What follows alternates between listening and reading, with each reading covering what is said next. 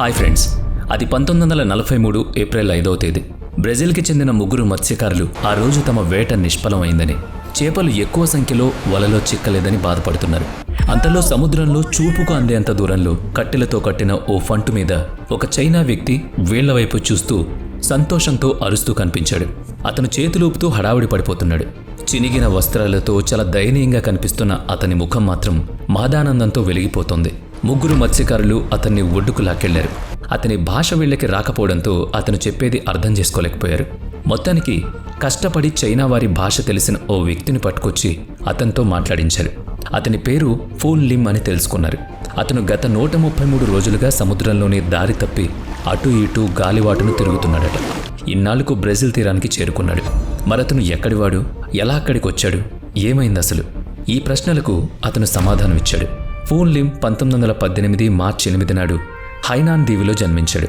దక్షిణ చైనా సముద్రంలో ఉన్న హైనాన్ దీవి చైనా దక్షిణ ప్రాంతపు చివరి రాష్ట్రం. ఆ కాలంలో ప్రపంచం మొత్తం అల్లకల్లోలంగా ఉంది. ప్రపంచ యుద్ధాలు, మహమ్మారులు ప్రజలను పీడిస్తున్నాయి.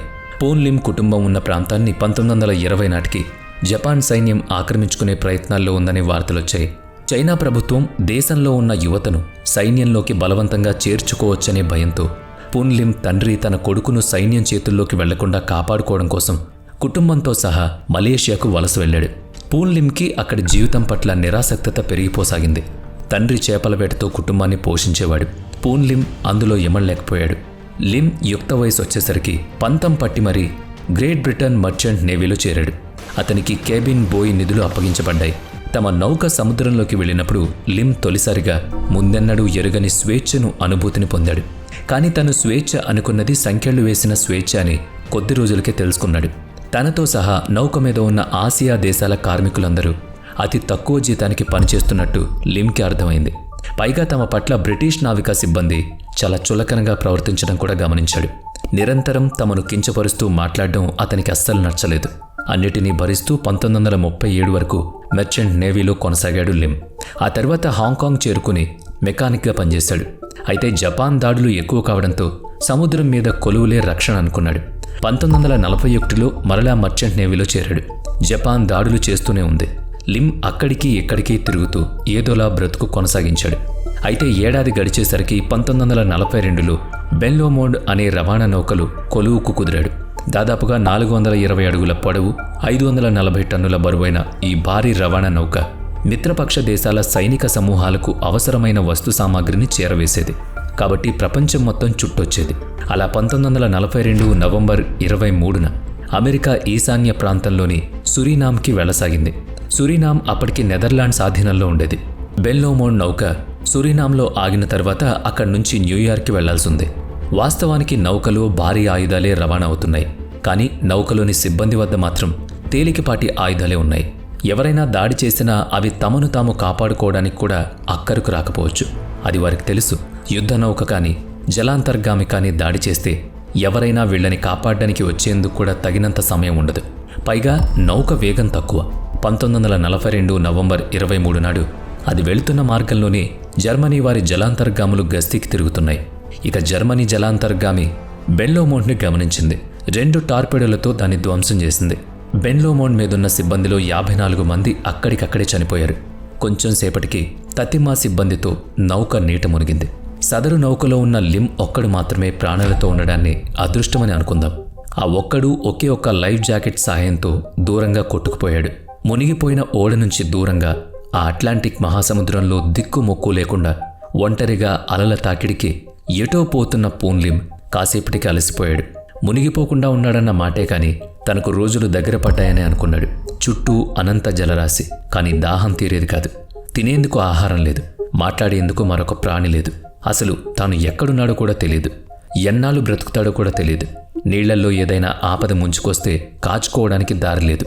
పగలు ఎండ, రాత్రి చలి, ఈ 2 వాతావరణాలు తనని నలిపేస్తున్నాయి. కానీ అతన్ని అలాగే ఉండనిచ్చింది మాత్రం ఒకే ఒకటి. అదే అతనిలోని జీవేచ్ఛ. అందుకు దోహదం చేస్తున్నట్టుగా కర్రలతో కట్టిన ఒక బల్లకట్టు నీటి మీద తేలుతూ కనిపించింది. కనిపించని దేవుడికి కనిపించిన బల్లకట్టుకు దండం పెట్టుకున్నాడు. కృతజ్ఞతలు చెప్పుకున్నాడు. వాస్తవానికి తీరానికి 250 మైళ్ళ దూరంలోనే ఉన్నాడు. కానీ అతనున్న సముద్రాంతరంగాల వెల్లువ అతన్ని పశ్చిమ దిశగా దక్షిణ అమెరికా దేశం బ్రెజిల్ వైపు తోసుకుంటూ వెళ్ళింది. అక్కడ పోర్చుగీస్ భాష మాట్లాడే ప్రజలు అత్యధికం. ఈ మాటలు ఎందుకు చెప్పుకుంటున్నామో తెలుసా? అక్కడి భాష ఇతని భాష వాళ్ళకి అర్థం కాక దుబాసీని రప్పించుకోవాల్సి వచ్చింది. మనం వీడియో ఆరంభంలో చెప్పుకున్నాం, గుర్తుందా? అది కూడా సమస్య మరి. అట్లాంటిక్ మహాసముద్రంలో చుక్కాని లేని ఓ చిన్న బల్లకట్టు మీద చలో చలో మా దేశానికి పదమంటే అది వింటుందా? సముద్రం అతని మాటల్ని ఖాతరు చేస్తుందా? అది చెప్పినట్టుగా లిమ్ వినాల్సిందే. దరి కానరాని దారిలో అలా రోజులు గడిచిపోయాయి. ఆ బల్లకట్టు మీద ప్లేయర్ గన్, 2 వంట పాత్రలు, విరిగిన ఫ్లాష్ లైట్, కొన్ని చాక్లెట్ బార్స్, బిస్కెట్లు, పంచదార గుళికలు ఉన్నాయి. 11 గ్యాలన్ల త్రాగునీరు డబ్బాలున్నాయి. తమ నౌక మునిగిందని తెలుసుకున్న నౌకాధికారులు సిబ్బందిని రక్షించడానికి రెస్క్యూ బృందాన్ని పంపిస్తారని పూన్ లిమ్ ఎదురుచూశాడు. సాధారణంగా అలాగే జరుగుతుంది. కానీ ప్రపంచ యుద్ధం జరుగుతున్న రోజుల్లో ఓ మునిగిన నౌక మీద సిబ్బందిని ఆనుపానులు తెలుసుకోవడానికి, బ్రతుకుతున్న వాళ్ళని కాపాడడానికి మళ్లీ మరో నౌక రావాల్సిందే. యుద్ధం నడుమ రెస్క్యూ ఆపరేషన్ చేపట్టడం మంచిది కాదని అనుకున్నారేమో. ఎవరిని అతన్ని చూడలేదు. అతని కోసం ఎవరూ రాలేదు. అసలుకే బ్రిటిష్, ఫ్రాన్స్ వంటి మిత్రదేశాలకు ఆసియా వాసుల పట్ల చిన్న చూపుంది కదా, మరి ఇంకెవరొస్తారు? అప్పటికి నాటో కూడా ఏర్పడలేదు. North Atlantic treaty organization, NATO సభ్య దేశాలు ఉమ్మడి రక్షణ బాధ్యతలు వహిస్తున్నాయి. సదరు ఒప్పందం జరిగింది 1949లో. అంటే అప్పటికి 2వ ప్రపంచ యుద్ధం ముగిసిపోయింది.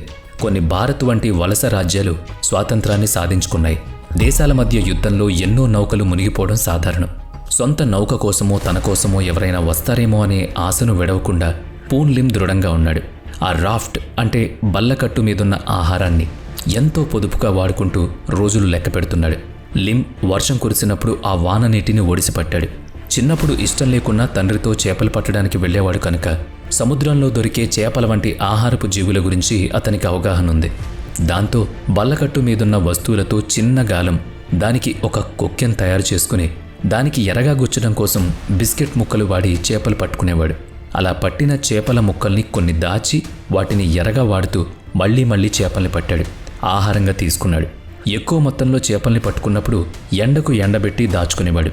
ఇప్పుడు ఆ మహాసముద్రమే అతని ప్రపంచం, ఆ బల్లకట్టే ఇల్లు. కాబట్టి తనను పలకరించిన తుఫానుల్ని అనుకువగా భావించాడు. ఈదురుగాలుల్ని సహించాడు. వాటి విసురుకు ఎగిరిపోయే చేపల్ని, ఆహార పదార్థాల్ని దొరకపుచ్చుకున్నాడు. అలా బ్రతుకుతూ జీవనం సాగించాడు. ఓ రోజు తీవ్రమైన తుఫాన్లు చిక్కుకుని అల్లాడిపోయాడు. ఆ ఉధృతిలో ఎండబెట్టి నిల్వ చేసుకున్న చేపలన్నీ సముద్రంలో పడిపోయాయి. త్రాగునీరు కూడా అంతంత మాత్రమే మిగిలింది. శరీరంలో ప్రాణం నిలుపుకోవడం కోసం బల్లకట్టు మీద వాలిన సముద్ర పక్షుల్ని పట్టుకుని చంపి ఎండబెట్టి తిన్నాడు. ఆ పక్షుల ఎముకల్ని, మాంసాన్ని ఉపయోగించి మళ్లీ చేపలు పట్టాడు. కానీ బల్లకట్టు మీద చేపల రక్తం, మాంసం వాసనకు షార్క్ చేపలు ఆకర్షించబడి దాని చుట్టూ తిరగడం, పూన్ లిమ్ సాహసించి వాటిని తరిమి కొట్టడం జరిగేది. మీరొక్కసారి ఆలోచించండి. కూడు, గూడు, బట్ట అనే కనీస అవసరాలకు నోచుకోకుండా నట్టనడి సముద్రంలో ఒంటరి మనిషి ఓ బల్లకట్టు మీద ఉండి ప్రాణం నిలుపుకున్నాడంటే విడ్డూరం మరి. పగటి సూర్యుడి వేడికి శరీరం కాలిపోతూనే ఉండేది. సీ సిక్నెస్ అతన్ని బక్కచిక్కేలా చేసింది. ఓసారి భారీ సరుకుల నౌక ఒకటి అతడి కంటపడింది. నౌక మీద నావికులు అతన్ని చూసి కూడా రక్షించే ప్రయత్నం చేయకుండా వెళ్లిపోయారు. అది ప్రపంచ యుద్ధ కాలం కావడం చేత ప్రత్యర్థి దేశాల నౌకల్ని తమ జలాంతర్గాముల పరిధిలోకి వచ్చేలా చేసి వాటిని నాశనం చేయడానికి ఇలా సముద్ర జలాల మీద ఒంటరి వ్యక్తుల్ని ప్రమాదవశాత్తు చిక్కుకున్న వారిలా చూపిస్తారని అప్పుడంతా అనుకునేవారు. అందుకని అలాంటి ఉచ్చులో చిక్కుకోకుండా జాగ్రత్త పడకపోతే ఆ నౌకలకి ముప్పు. కాబట్టి లిమ్ని చూసి కూడా రక్షించకపోవడానికి అదే కారణం. పైగా తాను చైనా వ్యక్తిని గుర్తించినందువల్ల కూడా తనను కాపాడడానికి రాకపోయి ఉండొచ్చు అనుకున్నాడు. యుద్ధంలో సైన్యము, సాధారణ ప్రజలు మరణించడం సాధారణం. యుద్ధ తంత్రాల కుయుక్తుల మూలంగా ఏ దోషం ఎరుగని ప్రమాద బాధితులు వాటి ప్రభావానికి లోనవుతూ ఉంటారు. పరిస్థితులే ఒక ఉదాహరణ. ఒకనాడు లిమ్ ఉన్న చోటుకు పైనుంచి ఎగురుతూ వెళ్లిన అమెరికా నావికా విమానాలు అతనున్న చోటుకు పడేలా నీటి మీద తేలే పెద్ద గాలిబుగ్గ అంటే బోయిని విసిరాయి. అయితే బలమైన గాలుల ప్రవాహానికి అది కాస్త దూరంగా కొట్టుకుపోయింది. జర్మన్ యూ బోట్ కూడా లిమ్ను అలాగే విడిచిపెట్టి వెళ్ళిపోయింది. అన్ని దురదృష్టాల నేపథ్యంలో తనకిక మరణం తథ్యమనుకున్నాడు లిమ్. అలాంటి సమయంలోనే సముద్రపు నీరు తేటగా లేత నీలం రంగులో కనిపించడంతోనే లిమ్ మనస్సు భావోద్వేగానికి లోనైంది. అది నిజమే అని తెలుసుకోవడానికి ఎంతో కాలం పట్టలేదు. అతని సంబరానికి కారణం ఏంటో చెప్పగలరా? అవును, భూభాగం సమీపంలోనే ఉందని అర్థం. కనుకనే సముద్రపు నీరు అలజడి తగ్గి తేటగా కనిపించింది. అలా 1943 ఏప్రిల్ 5వ తేదీ నాటికి పూన్ లిమ్ సముద్రం నుంచి నేల మీదకి బ్రెజిల్ తీరానికి చేరుకున్నాడు. మొత్తం 133 రోజుల పాటు ఒంటరిగా సముద్రంలో నిరాశ ఆశ కలిసిపోయి ప్రయాణించాడు. పోషకాహార లోపంతో బక్కచిక్కిపోయిన అతడికి కొన్ని నెలల పాటు ఆసుపత్రిలో చికిత్స అవసరమైంది. ప్రతికూల పరిస్థితుల్లోనూ నిలదొక్కున్నందువల్ల కావచ్చేమో శారీరకంగా మానసికంగా లిమ్ దృఢంగా తయారయ్యాడని డాక్టర్లు కితాబిచ్చారు. అతని 130 రోజుల ఒంటరి సముద్ర జీవనం ప్రపంచ నావికా చరిత్రకే కాకుండా ప్రపంచానికి కూడా పరిచయమైంది. అతని ప్రఖ్యాతిని గమనించిన బ్రిటిష్ ప్రభుత్వం అతన్ని లండన్కి రమ్మని పిలిచింది. ప్రజల సమక్షంలో సత్కరించింది. ఆ తర్వాత లిమ్ న్యూయార్క్ వెళ్ళాడు. అక్కడ ప్రజాభిమానాన్ని సత్కారాలను అందుకున్నాడు. వాళ్ళు అతన్ని సాహసిక నావికుడిగా పురస్కరించారు. కాలాంతరంలో లిమ్ మర్చెంట్ నేవీలో పనిచేసే వారికి సముద్రం మీద విపత్కర పరిస్థితుల్లో ఎలా జీవించాలన్న విషయాల గురించి శిక్షణనిచ్చాడు. ఆపత్కాలంలో ఎలా నెగ్గుకు రావాలో నేర్పించాడు. తన జీవితానుభవాల్ని పాఠ్యాంశాలుగా బోధించాడు. చిత్రంగా అతను మర్చెంట్ నేవీ షిప్ మీద అనుభవించిన జాతి వివక్ష ఇప్పుడు లేదు. పైగా అతడి చేత ఎన్నో దేశాల నావికులకు పాఠాలు చెప్పబడ్డాయి. అంటే అతని హోదా ఇప్పుడు మారింది కాబట్టి. అలా బ్రతికి బట్టగట్టిన పూన్ లిమ్ తన 72వ ఏట 1991వ సంవత్సరంలో న్యూయార్క్లో కాలం చేశారు. నౌకాయాన చరిత్రలో తనకొక పుట లిఖించుకున్న తర్వాత తనకు తానుగా వచ్చిన చావుని స్వాగతించారు తప్ప బలవంతంగా వచ్చిన చావుని వెనక్కి తోస్తూనే ఉన్నాడు ఆయన. వీడియో నచ్చితే లైక్ చేయండి, షేర్ చేయండి. ఇప్పటి వరకు మన ఛానల్ని సబ్స్క్రైబ్ చేయనట్లయితే ఇప్పుడే సబ్స్క్రైబ్ చేసుకుని పక్కనే ఉన్న బెల్ ఐకాన్పై క్లిక్ చేయండి. నెక్స్ట్ వీడియోలో మళ్ళీ కలుద్దాం. Thanks for watching.